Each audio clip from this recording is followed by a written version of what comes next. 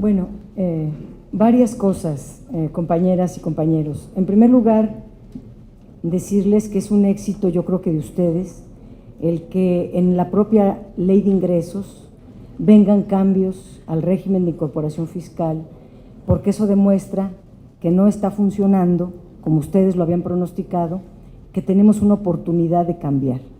No sabemos qué tanto, pero les aseguramos que de que vamos a dar la batalla a todo lo que da, a todos los que vamos a ocupar todos los recursos que tengamos a la mano, vamos a hablar con las autoridades cuantas veces sea necesario y vamos a hacer todo lo que podamos para lograr que las propuestas justas que ustedes están planteando, que les da la razón la propia realidad, puedan ser retomadas en la próxima ley que ya empezamos a estudiarla y a negociarla.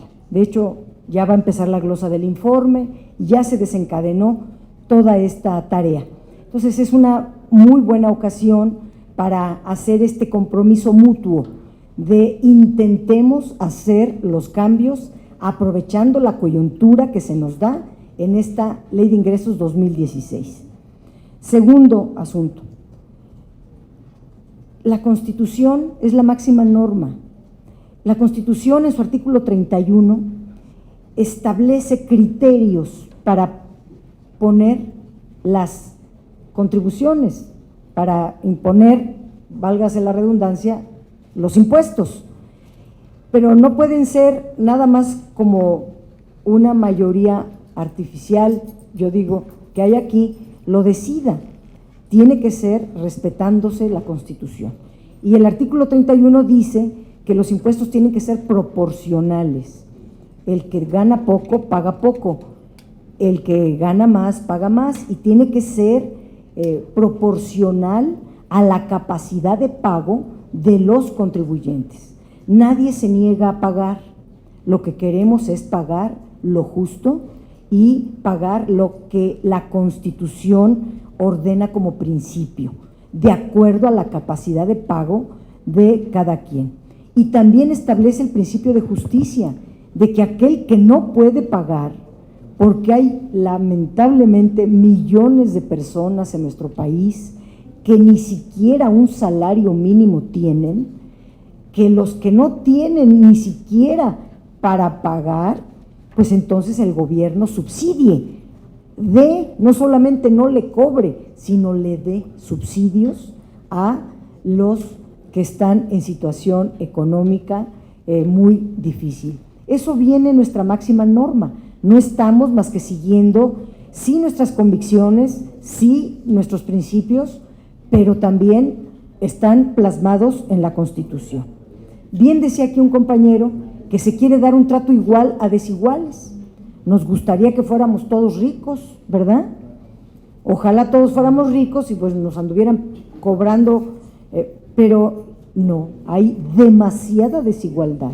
Recientemente se hizo un estudio por parte de Oxfam con uno de los académicos más prestigiados de México, Esquivel, que demuestra cómo está agrandándose la desigualdad en México, cómo la inmensa riqueza de nuestro país se concentra en 40 familias, otro porcentaje en 127,000 familias y el 1% de la población. De ahí hacia abajo, la clase media se está haciendo muy chica y eso significa que los de clase media se están convirtiendo a pobres y los pobres más pobres y que se está ensanchando la base más pobre de nuestro país, lo cual es inmensamente injusto, pero además da vergüenza que los gobernantes entreguen esas cuentas, porque esas son las cuentas ya de veras, no las fantasías que platican luego en el informe de gobierno. Entonces se quiere tratar aquí iguales a los desiguales. Ojalá no hubiera desigualdad, pero la desigualdad está creciendo y debemos de ponerle un alto.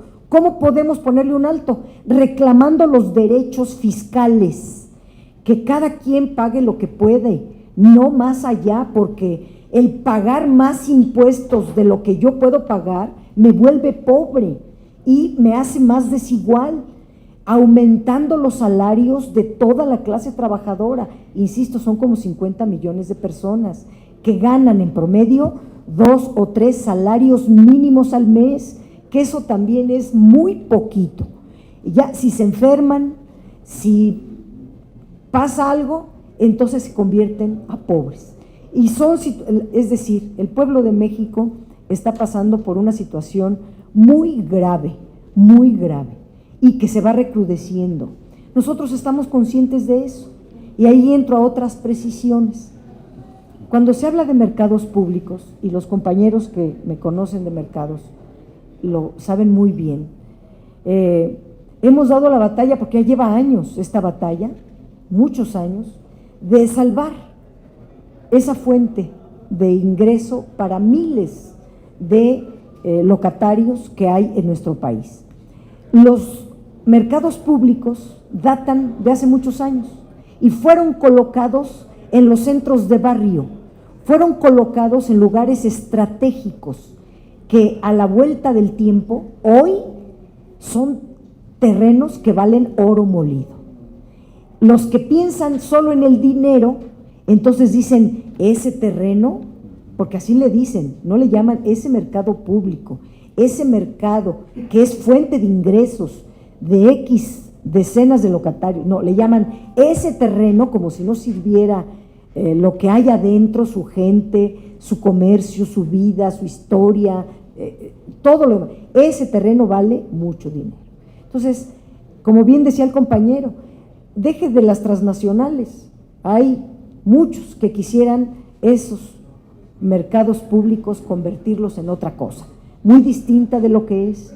Y ha sido una batalla. Yo, más que recibir sus felicitaciones, yo realmente me siento honrada de estar ante gente que ha dado una batalla muy importante para salvar esas fuentes de trabajo. Y esa es la otra precisión. Los mercados y todos los que están en la economía son eso, están en la economía formal, y yo les llamo pequeños comerciantes. Para mí son pequeños comerciantes. Pero hay otros, no sé el compañero qué entendería, pero hay 13 millones de personas en nuestro país que son en la economía informal. Venden gelatinas, venden comida, andan de un lado para otro, venden, como decía el compañero, ropa usada, andan porque la gente tiene que vivir de algo, como pueda. Y esos son trabajos nobles, son trabajos, ¿cómo se dice?, legales, no son ilegales. Tan no lo son que ya los incorporaron aquí para que todo mundo pague impuestos, y los quieren meter, según esto, al IMSS, al Seguro Social. Qué bueno, ojalá, pero ellos mismos nos dicen, el IMSS no soportaría a 13 millones más en la atención. Y digo, no, sí soportaría, si le aumentamos el presupuesto al IMSS, si agregamos clínicas, si metemos más al Seguro Social para que quepan 13 millones de personas que carecen de seguridad social, sí se puede, pero ellos piensan de otra manera. Entonces, yo concluyo diciendo, tenemos mucho que trabajar, tenemos mucho que hacer, no nos despeguemos, no nos dejemos de ver años, hagamos cosas juntos cotidianamente, la causa es la misma, pensamos igual que ustedes, tenemos trabajos distintos. Y quiero subrayar algo que decía la compañera, que es muy importante, al menos Rabín y yo, pero lo sé de varios compañeros y compañeras nuestros. Nosotros no, eso de billetazos y como le digan, con nosotros no va, ni siquiera se atreven a pensarlo hacia nosotros. No, pero ¿qué sí quiero subrayar? Que ser servidor público es un compromiso. ¿Con quién? Pues con el pueblo. Nosotros somos reales servidores del pueblo. Hay servidores públicos que sirven a otro tipo de intereses.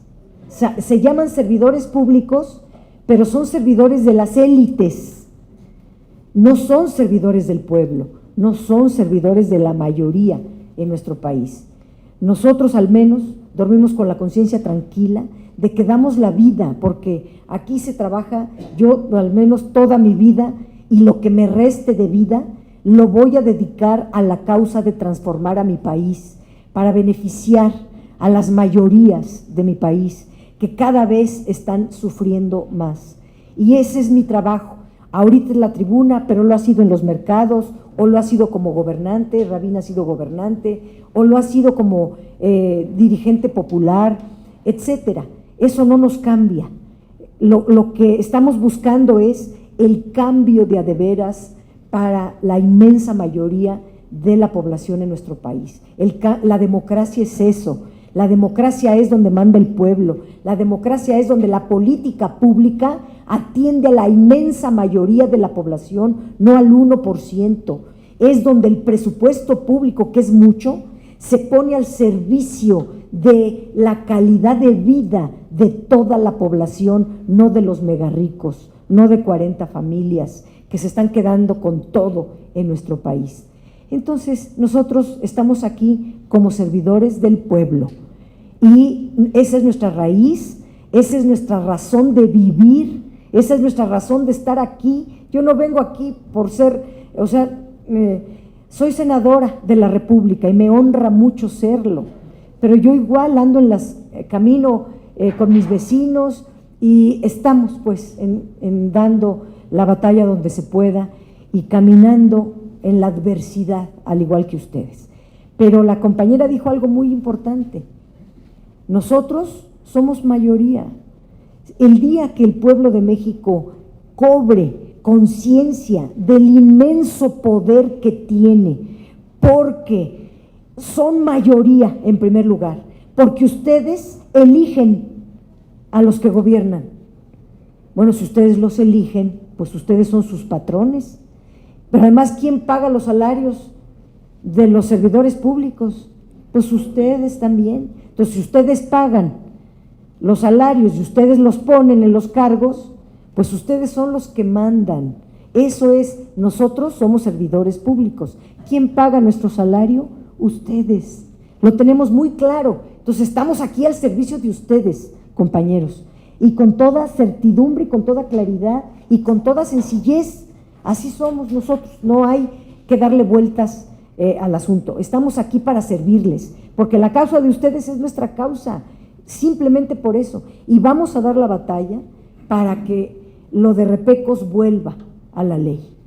Se llame como se llame, no importa cómo se llame. Lo importante es que las características de los repecos, que son muy nobles, regresen a la ley.